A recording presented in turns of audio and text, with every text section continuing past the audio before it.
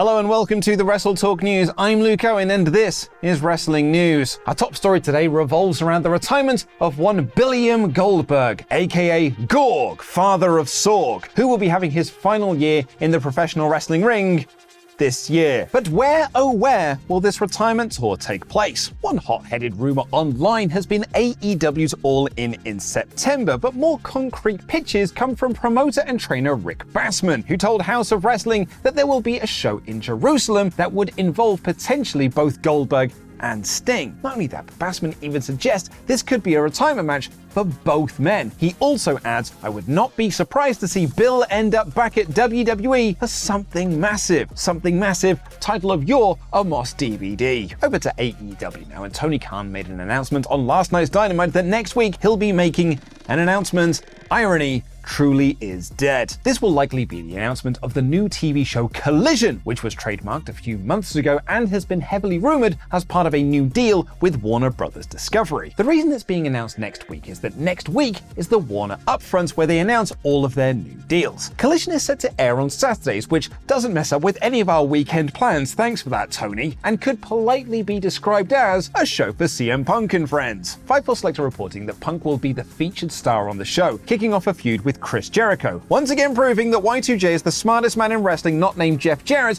by attaching himself to something that's white hot. But Punk and Jericho are not the only names, with Sean Ross Sapp noting that Punk had pushed for another return opponent out of the gate, which could be why Miro returned on last night's episode of Dynamite, whose last match in AEW was at All In last year, teaming with Darby Allin and Sting to take on the House of Black. Yeah, I don't remember that match happening either. Fightful add in a separate report that Miro's return is directly tied to the debut of AEW Collision. Another name on the rumor mill is Andrade El Idolo, who hasn't been on TV since being suspended late last year. However, despite what had been previously reported, this will not be as much of a hard brand split as some might have thought. It's sort of a best of both worlds. While we probably won't see CM Punk and the Elite cross paths on screen, Fightful Select report sources indicated that both sets of talent would occasionally appear on Dynamite and Collision when it's called for. But I know what you want to talk about.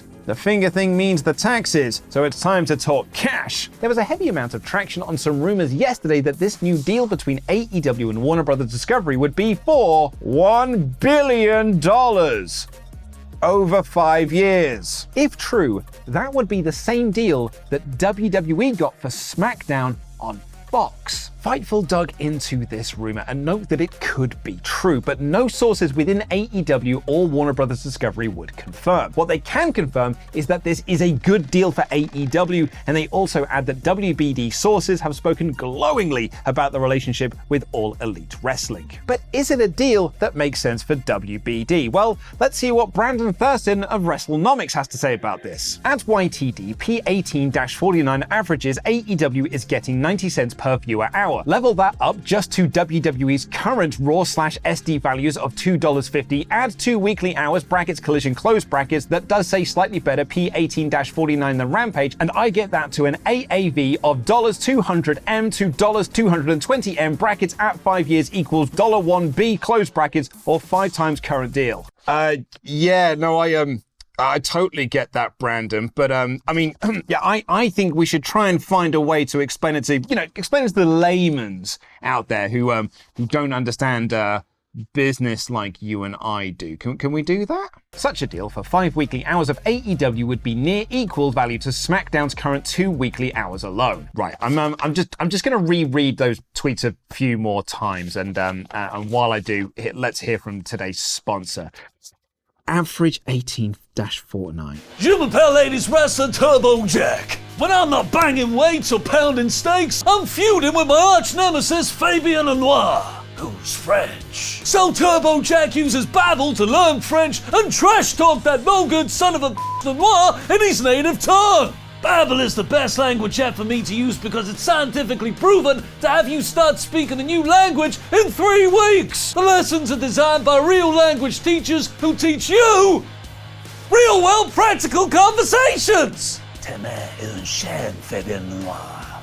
And they offer a 20-day money-back guarantee. Also time to start learning a new language for your summer holidays or intensive tour schedules of the territories. Get 60% off your Babbel subscription by using TurboJack's link in the video description below and start speaking a new language in 3 weeks!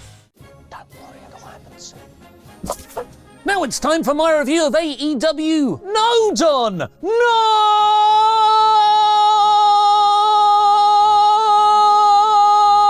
Dynamite in about 5 minutes. The show opened on Claudio Castagnoli and Rey Fenix in the ring, all ready to fight, where if Claudio won, yada yada ROH tags, and if Fenix won, yada yada ROH singles. The stakes would have felt much higher if these were future shots at AEW main roster championships. Nevertheless, their two styles gelled together perfectly, with Claudio's insane strength providing the flubber-like springboard base for Fenix's insane flippy stuff, elevated even more by a super hot Detroit crowd who was so loud all night, it makes you think it wasn't Jacksonville's fault they were so quiet on Monday's episode of Raw, it was WWE's. At its core, like so much on AEW right now, this was a battle of wrestling philosophies. A battle that the Blackpool Combat Club won with Claudio raining down elbows and winning with a powerbomb. Miro was then shown entering Tony Khan's office backstage. Thunder Rosa went in there later in the night. It led to the AEW president going full Khan. Never go full Khan, where he literally made an announcement about making an announcement, cutting a pre-recorded, unblinking promo about all the stars that want to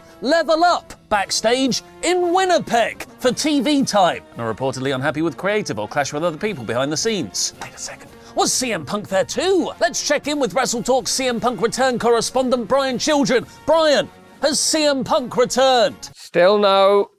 Damn it. Tony will reveal all next week, which will likely be the announcement of AEW's new Saturday night show, Collision. To build the Double or Nothing Fatal 4-pillar way, we got high production promos for MJF, Sammy Guevara, Darby Allin and Jungle Boy throughout the night. FTR and Team TNA then had an in-ring confrontation over whether Sanjay Dutt is just using Mark Briscoe to get the tag team titles. A heartbreaking scene, mostly because I wanted at least 2 more segments of Team TNA on the Briscoe farm. Mark came down to reveal he's agreed a tag title match between the two at Double or Nothing, while he'll be the special guest referee. He tried to toast to peace, but Sanjay ended up spraying the tequila in Dax's eyes. Everyone brawled. Mark was thrown into Dax, where Dax's blinded reflex wasn't to shove the person away or throw a blind punch, but to hit a perfectly executed pile driver. I love that that's his default response. This feud continues to be better than it has any right to be.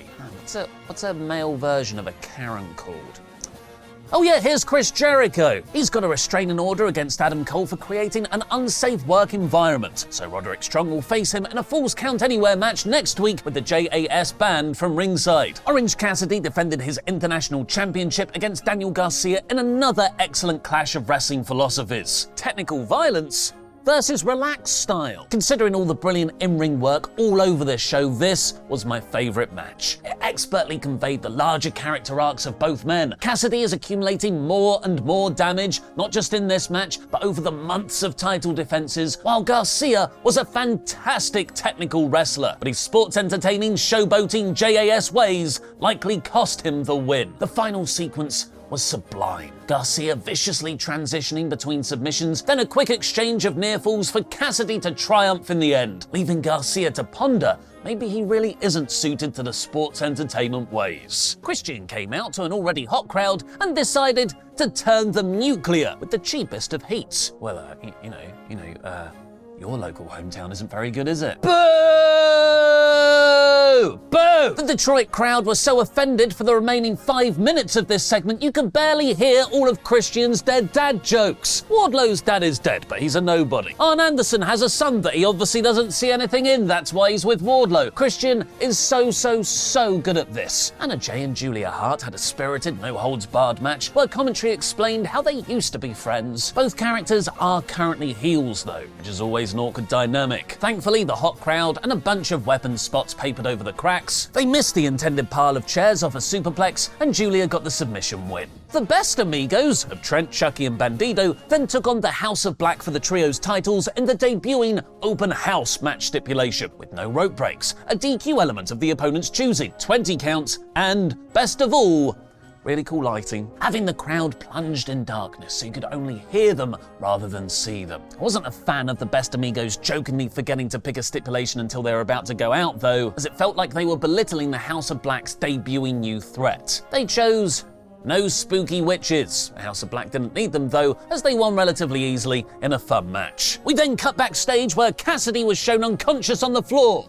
Or maybe he was just tired, with Kyle Fletcher of Aussie Open standing over him, presumably setting up the next international title match. I'm glad commentary said it was Kyle Fletcher, because I had no idea, despite me watching him on the indie scene and in New Japan for the last 5 years. Is he wearing like a hat or something? And the main event saw Kenny Omega versus Jon Moxley in a steel cage. Befitting the chaotic blood feud, Mox, Claudio, and Yuta jumped Omega during his entrance, sparking a faction war with the Young Bucks coming down to help. All the seconds were eventually dragged to the back by security, apart from one Bryan Danielson calmly sitting on commentary, like that Yakuza guy in the white suit in The Simpsons. He obviously had a plan. Mox and Omega then got locked in the cage and had a brilliant hardcore fight. Omega got out the barbed wire chair immediately, slicing up both guys' backs. Now we know why Mox hasn't bled on TV for over a month. He was storing it all up inside of him to bleed everywhere for this. There was a superplex onto the barbed wire steel chair. Mox removed the entire top rope so he could use the turnbuckle like a fishhook in Omega's mouth. Out came the broken glass, which Mox was dropped onto, sharks sticking out his back like a methosaurus. The cage couldn't contain the violence, with Omega channeling enough anime to V-trigger Mox through the wall. But this allowed Mox to grab a screwdriver.